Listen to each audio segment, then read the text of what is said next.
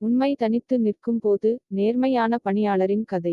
ஒவ்வொரு நிறுவனத்திலும் நேர்மை, ஒழுக்கம் மற்றும் நியாயத்திற்கு உறுதியளித்த நேர்மையின் தூண்களாக நிற்கும் நபர்கள் உள்ளனர்.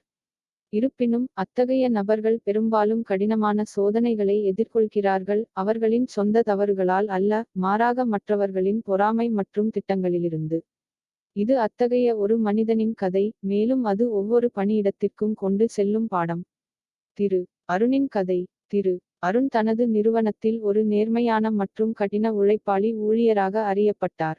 அவர் ஒவ்வொரு விதியையும் பின்பற்றினார், தனது மேலதிகாரிகளை மதித்தார், அனைவரையும் நியாயமாக நடத்தினார்.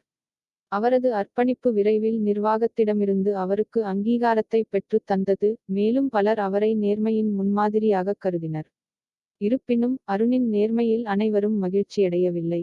குறுக்கு வழிகள், அலட்சியம் மற்றும் பாரபட்சம் ஆகியவற்றிற்கு பழகிய அவரது சக ஊழியர்கள் சிலர் அச்சுறுத்தலுக்கு ஆளாகத் தொடங்கினர்.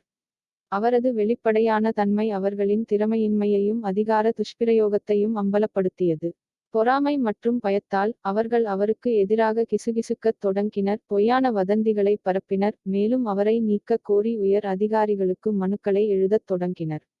திடீர் புகார் அலையால் குழப்பமடைந்த நிர்வாகம் விசாரிக்க முடிவு செய்தது.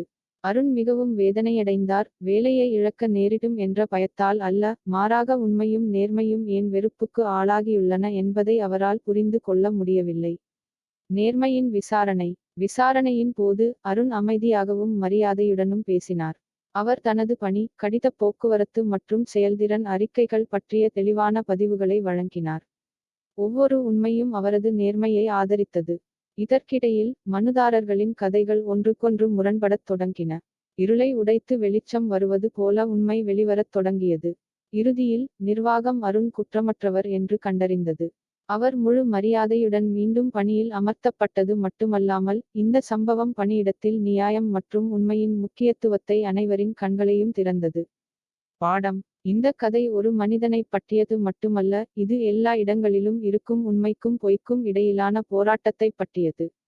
நேர்மை சவால் செய்யப்படலாம், ஆனால் அது ஒருபோதும் தோல்வியடையாது. பொறாமை ஒரு கூட்டத்தை கூடிவரச் செய்யலாம், ஆனால் தனியாக இருக்கும்போது கூட உண்மை உறுதியாக நிற்கும். நேர்மை என்பது அனைவராலும் விரும்பப்படுவதைப் பற்றியது அல்ல, எல்லோரும் உங்களுக்கு எதிராகத் திரும்பினாலும் சரியானதைச் செய்வதைப் பற்றியது.